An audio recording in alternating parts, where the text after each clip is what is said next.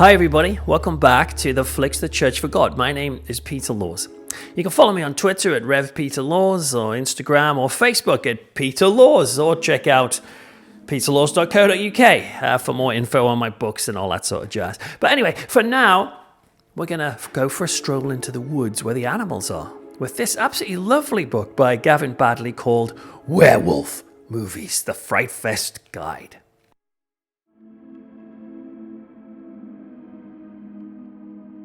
Now, just in case you're not aware, Frightfest is a UK horror movie festival that first started back in the year 2000, and it's gradually grown to be a huge festival, well loved in the horror community. Director Guillermo del Toro famously called it the Woodstock of Gore, and it's hosted some pretty amazing guests over the years, from George Romero to John Landis, Barbara Crampton, Toby Hooper, Kane Hodder, Neil Marshall, Brian Yuzna, all the big names, and it's a very cool place. I once had the pleasure of speaking at Frightfest once. They had a premiere for a film called The Vatican Tapes, and so they asked me to come down and do a brief talk about demonic possession before the film began.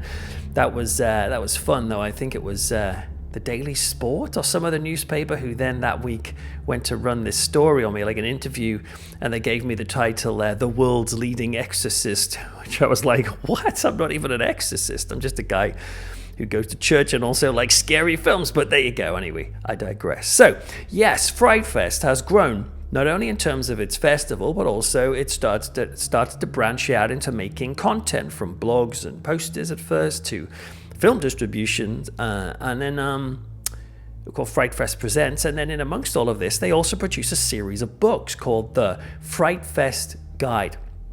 So far, they've done ghost movies, monster movies, exploitation movies. I absolutely love the cover on that one. I mean, look at that. It's beautiful. And their approach to the books is to introduce the genre in question and then give some insight into the history of that, but then to dive in with dedicated reviews of hundreds of films throughout. The latest in the series is written by Gavin Baddely, and it covers the key films in the werewolf cinema kind of oeuvre, or whatever the word is, and I thought it was great. Now, the book makes a good point that the previous guides in this series had to be very selective when it came to what films it could include, because after all, when it comes to films like ghost movies or monster movies, there are a heck of a lot of options out there, so you have to be selective. Werewolf movies, by comparison, are actually less common. One of the reasons for that, and it says so in the book, is that werewolf films are just so darn expensive to make. It's no mistake that there are millions of zombie movies out there, because budding indie filmmakers can just slap a piece of ham and fake blood on a guy, and you've got an instant shuffling Walking Dead person. But by contrast, werewolves are very difficult to replicate on the screen. It's very easy to get it all wrong for a start, and many films do.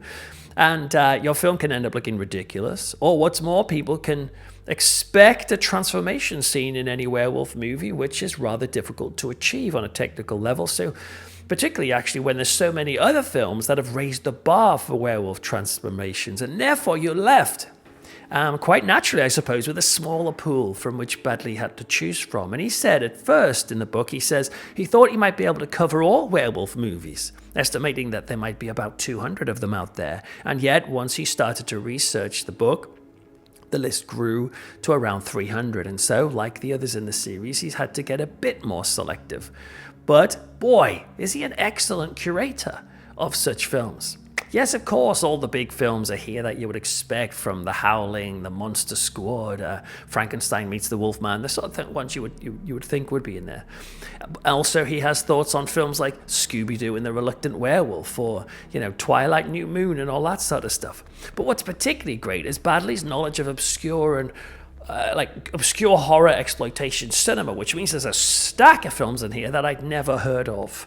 Werewolf in Bangkok, A Mexican Werewolf in Texas, Wolf and Ninja, Wolf Blood from 1925. So already it starts, the book feels like a shopping list of hairy films that may have passed you by.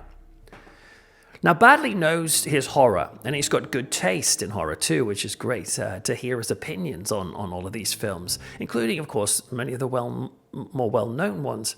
But what I like about his approach is that I actually find him to be a very generous reviewer, which I like.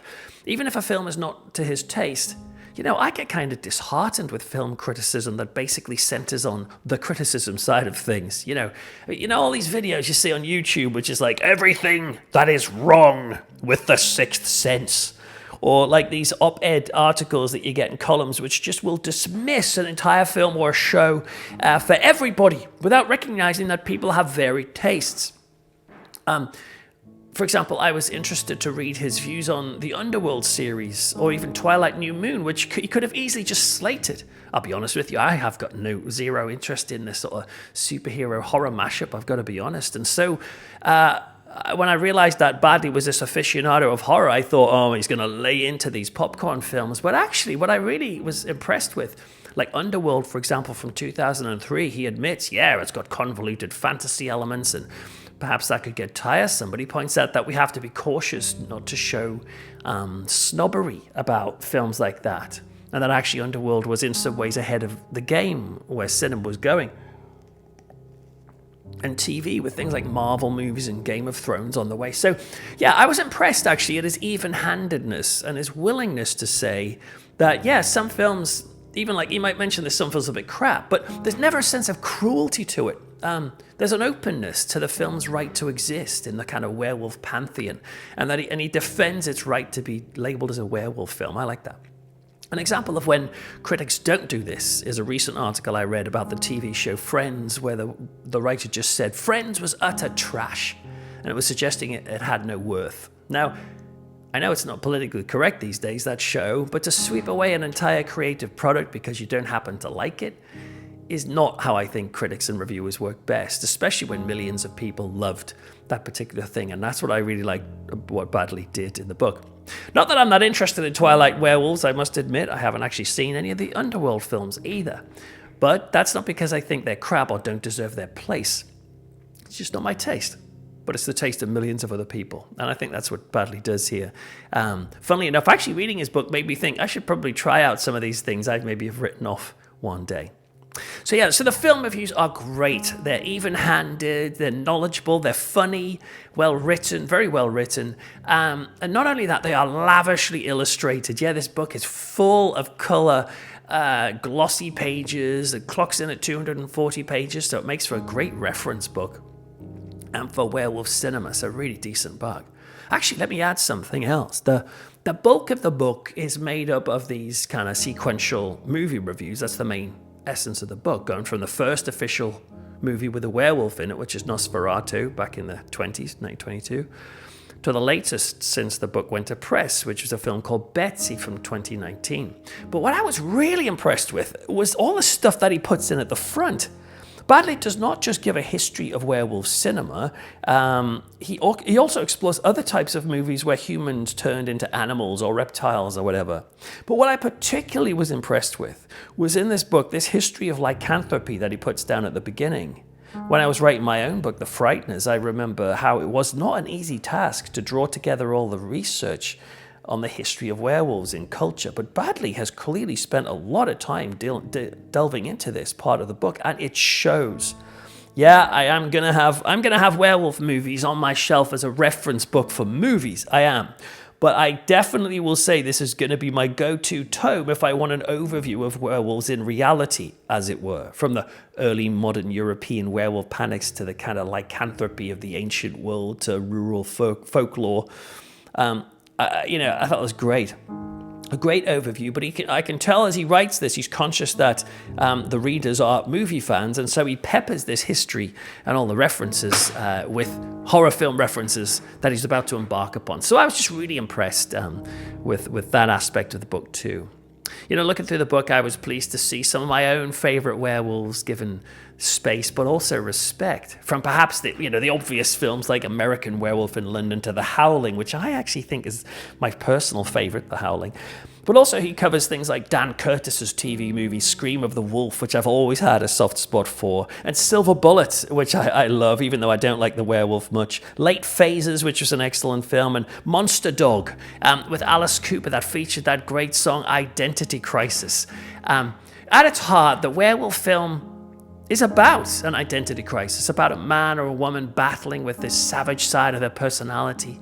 Is it an allegory for alcoholism? And the werewolves are a kind of hangover from the superstitions that we had about evolution, that we have this beast lurking within us, that we always are on the cusp of devolving and all that stuff rather than evolving. Who knows what the heck werewolves are exactly? But what I do know is that, like Baddely, I really like werewolf films, and the Frightfest guide doesn't just remind you of how cool those films can be, but I was left with a respect and appreciation for the filmmakers themselves that are represented throughout this book. You see, they had ambition. They said, nah, let's not just make a zombie film or even a demonic possession film or slasher film, as wonderful as they are.